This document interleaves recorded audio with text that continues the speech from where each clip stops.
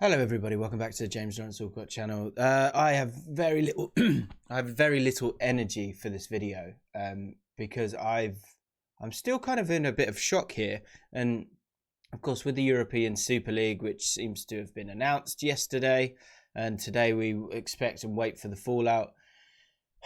I feel like I just kind of owe it to you guys to talk about it for a period of time, and then to be honest, I still feel like I need to get my head around it a little bit, because I don't think I've ever felt like this about something within football in terms of the structures in place. I honestly feel slightly nauseous about this because it is sickening. And in terms of the details, in terms of the clubs involved, I think you know all those basic details. Those are there on the internet. You can read all the statements and bits and pieces. And so, but what it comes back to, and what my feelings around sport come back to, is always, how does it feel? And so in this video, I just want to kind of talk about how I feel about it, and also kind of have some questions for you guys in terms of how do you feel about it and what do we do moving forward?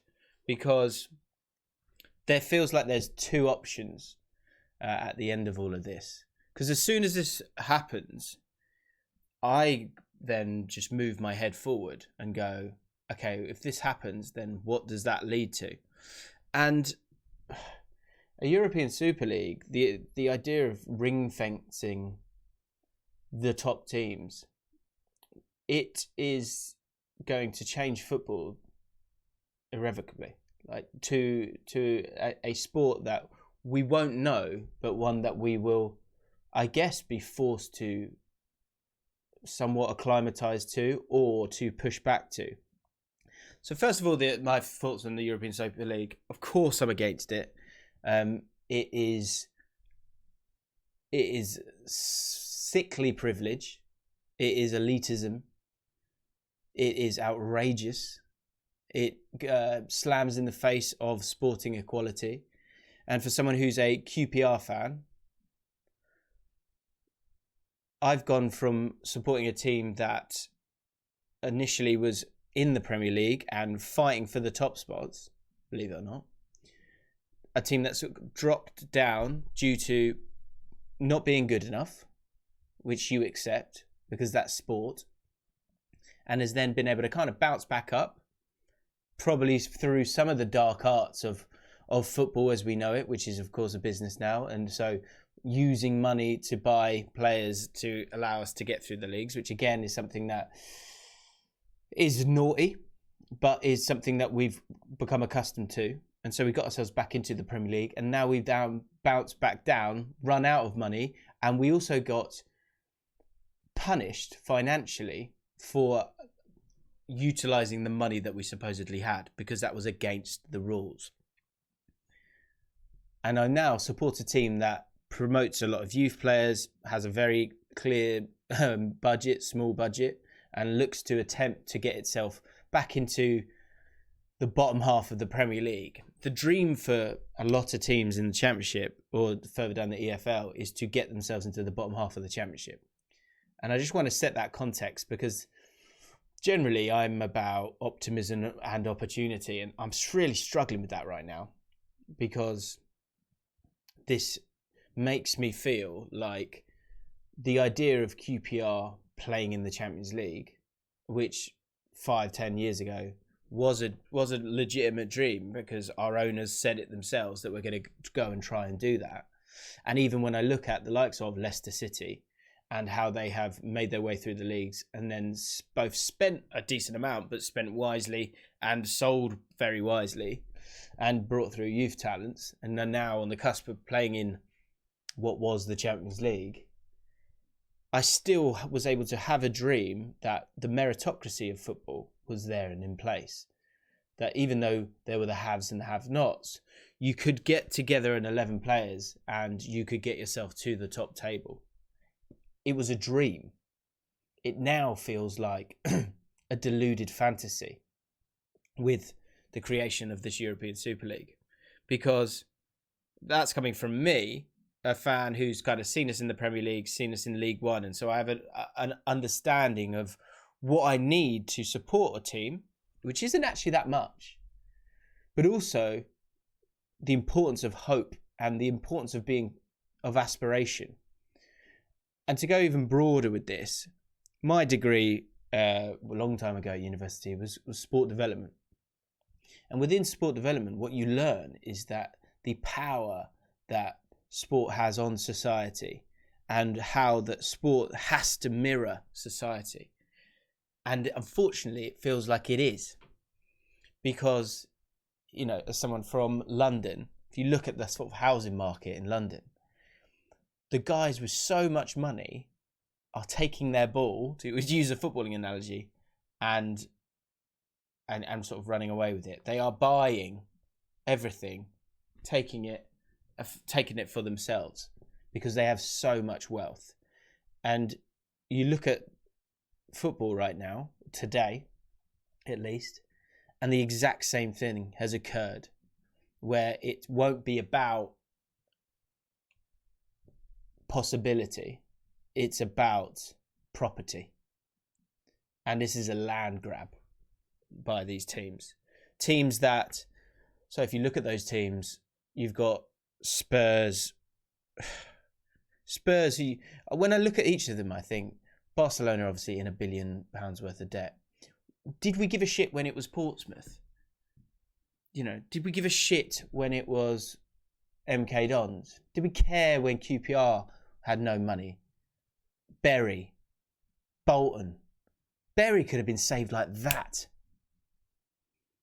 But now that these teams, like Barcelona, Real Madrid, Arsenal, are looking at the competition and going, hang on, we're not putting together a good enough team to get into the Champions League, and we're getting to a point where we're in trouble here. But we are the biggest, not the best, the biggest. And so somehow, if we're going, well, I mean, and like you guys know how I despair over the idea of what's big, being big, a bigger club than another club. It's outrageous. These teams are the biggest teams. They're not the best teams. So this isn't sport. Because it's not about who's the best. And the purity of sport is the equality of sport. That's why I love international football. Which to itself, I mean, you have obviously stronger economies than others. But you still have the fact that the rules are you have to be from this country. And so it's not about who's got the biggest transfer budget. Of course, you can invest into your roots of your team, of your country. But the bottom line is, are you from that country? And so you can again dream and have the possibility of a Croatian side with the weak league that they have, being able to put together a group of lads, or of course women as well, and go and win things, create moments. The competition of this and how important it is to safeguard the competition of world football is so important. And so for this privileged few to ring fence themselves, to completely disregard that hope, to completely forget about everyone else. Man City were in Division 2 not long ago. Without that ability to move up, they're QPR. So for them to just kind of forget that, it's outrageous. It's outrageous. And like the statements that are coming out, they're talking about Joel Glazer, those American guys who are just, they're coming from a business-based approach as opposed to a community-based approach. And someone said, and I'm going to show you an article here, John Nicholson for Football 365. I mean, they always put together very refreshing articles. He's talking about it's a global game. We're not the globe anymore. Match-going fans aren't the globe anymore. And so, a bit like in American sport, when you've seen, it's such a huge country and you've got such a tiny percentage of those fans going to watch the football, that it's about the wider, population, if you will. That's what they're seeing with this, and it's outrageous, and they've completely forgotten why we love this sport, because it's about roots and community and belonging. And not just belonging to certain ideals that you can get behind and see as a sort of purpose for yourself, right? And this just literally spits in the face of it. I can't believe it. I went to bed last night I'm going to try and forget this, wake up in the morning, who knows what will change. And there's been some talk about this, maybe there's just one of the greatest poker games we've ever seen. And there might be a discussion and it might calm down. But again, the Champions League is such a great competition. And even with that, there's been a sort of pacifying of these top clubs. Previously, if you go on the integrity of the competition itself, really, it should be the team that wins the league goes into a tournament. They look to broaden that to, one, bring in more money for the competition, but bring in more money for clubs involved as well. And so it then gets to these top four of each country, or a lot of these countries. There are still elements of the financials that certainly aren't pure enough, but there was a lot of wiggling coming from UEFA in order to retain this competition. This competition, this European Super League, which is something that are kind of coming to the point now where, what do we do from here? This European Super League, we have two options. And I just want to read something to you guys. I don't know if this is going to work. Yeah. So this is from John Nicholson. Unhappy fans of the breakaway clubs will have to stay away, support another club, or just go along with it. Sorry if that seems harsh, but this is a revolution your club dreamed up without thinking about you. They have changed your world without asking you. You might not be pleased about it, but what are you going to do to stop it? There's nothing you can do. They don't need you, don't care about you. They have more fans elsewhere who like the idea of the big games against the big clubs to satisfy. And that perhaps is the unpalatable truth. Millions and millions want this. It's just not the traditional fan base. I think that is spot on. They don't need us. And so you either have to, and here is the question.